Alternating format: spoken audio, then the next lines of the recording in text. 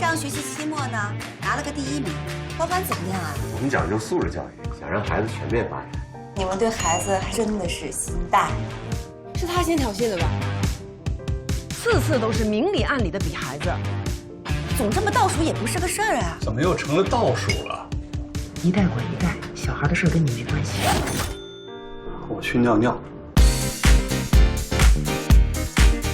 Hello， 各位观众，欢迎收看《娱乐有意思》，我是吃瓜公主蒋小慈。今天要来跟大家介绍的这部剧呢，拜托拜求，恳求再三。如果你是30岁以上，或者是你已经是爸爸妈妈，身为家长的身份，请你一定要看。尤其这部剧啊，目前为止在大陆的这个猫眼影业的排行榜上面，它已经连续了2-3个礼拜都蝉联了这个网络剧排行榜第1名的位置。而且呢，就连是这个电视在播放呢，它也是蝉联整个中国大陆前10名的地位，非常非常的厉害。那么这部剧呢，为什么会这么强？除了它的演员每一个真的都是所谓的实力派演员之外，它也算是温馨现实主义的这种剧。什么叫温馨现实主义呢？就是说它这个剧情它可以反映到一些社会的现实，甚至是家庭的互动，还有教育上面失衡的问题。那么这部剧叫做《小舍得》，赶快来看一下精彩的片花。手心手背它都是肉啊，难死了呀！说来说去，是不是就是为了上中学的事情啊？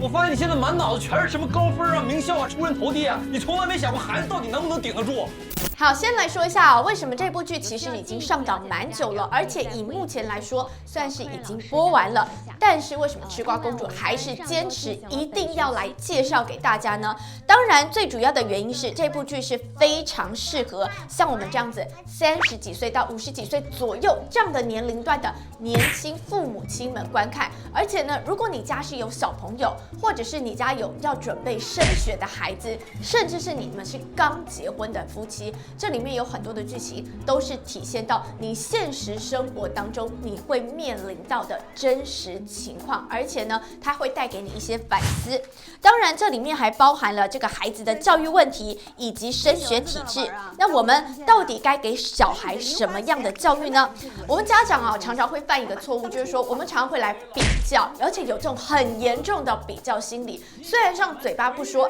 我不在乎小孩健康快乐成长，长大就好，平平安安就好。但是当你一拿到成绩单，常说，哎呀，你为什么今天又考60分？你今天为什么又考70分？你这个难道不会吗？这道题老师没教吗？这道题怎么错了这么多次还是不会呢？所以呢，这里面种种的问题，然后甚至就会变成说，那个某某某同学都特别的厉害，那个某某某同学啊，他这次考了几个100分，那个某某某同学啊，他上了什么高中，他又上了什么大学，他的未来又有多好，各种比较，然后常常会无形之中让你我的孩子就会喘不过气。当然，这种比较心态呢，其实不单纯是存在你我身边，其实整个华人社会都有相同的问题。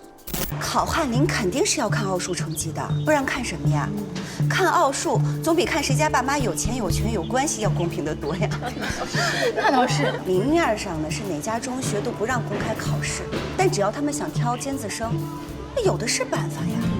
明考、暗考、面谈、面测，还有校考，种种考神出鬼没的。听到这些剧情的桥段，想必很多的家长应该心里都很有感。尤其是如果你是家里有这种准备要上小学的，或者是说准备要上高中的这种义务型的教育，但是有的时候就因为学校的升学率好不好，然后常常变成是家长要去烦恼，那我要不要迁户口？我要不要在哪个地方再买一个房子？我把小孩寄到谁谁谁家去？然后为了种种的各种原因，就是要让小孩进到一个所谓的升学率比较好的学校。当然，这些戏剧里面的桥段就会让很多看剧的这个剧迷们心有戚戚焉，好像真的是这么一回事。当然，对台湾来说，或许这种高压的升学环境，或者是说我坚持要上好的学校，唯有读书高这种风气没有这么的严重，但不是没有，还真的其实还是有的。但是在大陆其实是相当的明显，你要拿到所谓的一本好大学的名额，这是非常不简单的，要拼高考，要拼这个中考，各种考试都在等着你的孩子要去面对将来的未来人生。当然，现在来看看现在的孩子，会觉得说，哎呀，我们就让他们健康快乐成长就好了，多学各种不同才艺。可是我们会去反思，以前的联考就是一翻两瞪眼，你考了几分，你就可以上什么样好学校，你就是以考试分数为学校的分发主轴。但是以现在台湾的小朋友来说，你要学好多的才艺，你要去得到好多加分，然后呢，有各种不同的升学管道，就会有一个问题产生，就是贫穷的小孩没有办法去拓展视野，没有办法去做这么多课外的学习，没有办法学这么多的才艺，然后没有办法去比说谁去的夏令营比较多，那慢慢的就会形成教育的一种失衡的状态。贫富差距越来越大，那想要靠学校正规教育翻身，反而是变成比登天还难，甚至是痴心妄想。我问老师同样的问题，他说其他同学有拼哈林的需要，所以拼得比我们早，学得比我们深。课堂上的内容我们是决心，人家早就是在复习了，我们是在补课，人家是在培优。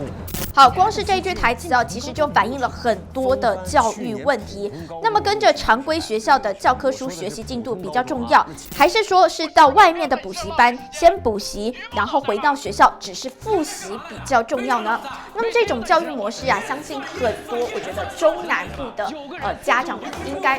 更有这样的感觉，甚至呢很多这个中部学校的这个家长或者是孩子应该特别的有感觉。为什么呢？很多中部呢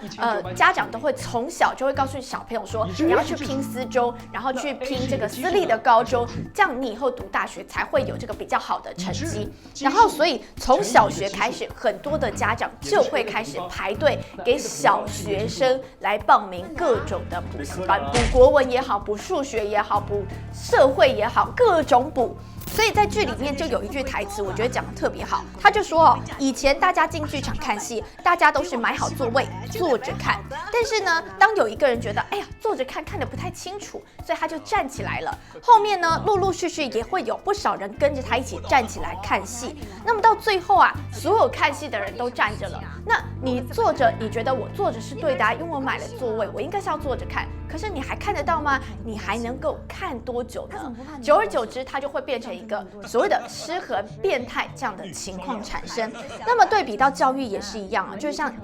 常常会有一些补习班或者是升学班，他会贩卖所谓的焦虑给家长还有给孩子，就是说你不提前学，你根本跟不上大家的进度，所以呢，往往就会让本来应该快快乐乐成长的孩子们变得会更加的焦虑，更加的没有快乐感存在。成年人的世界就是这样，有始才有得。我们只跟自己比，只要今天比昨天进步就行了。我同意，我也同意，我也同意。全错。好，除此之外，剧中也凸显到了现在年轻人最大的困扰，就是常常会被工作压得喘不过气。那么年轻人呢，往往其实是有自己的理想，也有自己的抱负，所以不管是男生女生，你都会希望说自己在事业上面可以冲一把。但是当你遇到了结婚、生子、小孩要照顾，然后放学谁来接，谁做饭给他们吃，谁帮他们打扫，谁帮他们签联络簿、辅导功课，种种的问题都是很多年轻爸妈遇到的困扰。那当然，家里如果你有长辈帮忙，这还好说；但如果你没有长辈帮忙，真的是非常非常的辛苦。所以说这部剧根本就是体现了很多纯粹夫妻，或者是说你已经面临到有孩子，它可以体现出各种的端倪。那归根结底的原因，其实剧情里面都可以看得到。所以这部剧里面就有很多的桥段是提供给家长们，或者是提供给社会去做一个反思的剧情。另外还要来主要介绍一下小舍得的演员群们了，因为他每一个真的都是实力派，像刚刚讲过的厉害，都是铁杆的这个演技，包括饰演这个最上一代的一家之主是皇帝专业户张国立。那很多人都在说呢，张国立在这里面饰演的是夹在亲生女儿还有继女之间，然后夹在现任妻子以及前妻之间，这跟他自己的亲身经验其实是有一点点不谋而合，有一点点像的。另外饰演他2个女儿的，其中一个是2013年金鸡百花奖的影后宋佳。宋佳呢，曾经和文章一起合演过电视剧《少帅》，她在里面饰演的是张学良的原配吴凤至。另外一个呢，则是台湾观众应该都非常熟悉，在这个10几年前非常有名的电视剧《后宫甄嬛传》里面，她是饰演这个让人家恨得牙痒痒的这个华妃娘娘蒋欣。那么很多人都在说啊，蒋欣虽然自己没有生小孩，但是这一次饰演一个标榜要拼才会赢的妈妈，那根本是把这一类的母亲啊是演到活灵活现。那么虽然她这个身材稍微一直被人家说啊有点微胖，是微胖界的女神，但是呢，在这一次她的演技是完全可以让大家忽略掉她的身材的问题。那么至于里面的2个男主角，也就是张国立的2个女婿，一个是拥有黄金男配角，演过《虎妈猫爸》，以及演过这个电影《太平轮》的实力派男演员佟大为，以及演过《新还珠格格》里面福尔康，以及《爱情公寓》里面张伟的李家航。另外呀，这部剧的制作公司是之前拍过《30而已》的柠檬影业，那么导演也是《30而已》的这个导演张晓波。另外还有更重要的是呢，因为这部剧呢跟之前的几部电视剧《小别离》还有《小欢喜》是属于比较类似的剧情，所以就被统称它是小系列的这个续集。那当然，前面是讲述的是3个国中生升高中，或者是3个高中生要升大学。那么《小欢喜》跟《小别离》都是由黄磊搭档海清主演的。那么这一次虽然不是黄磊继续在搭档海清，而是由佟大为搭档宋佳，以及李家航搭档蒋欣。那么但是这次黄磊一样有参加戏剧的制作，而且呢，他这次是以艺术总监的身份来参与合作，所以等于小系列的3部曲，把孩子读书的3个年龄层分别遇到的不同问题，以及一般夫妻们会遇到的一些鸡毛蒜皮的小事，通通都给体现出来。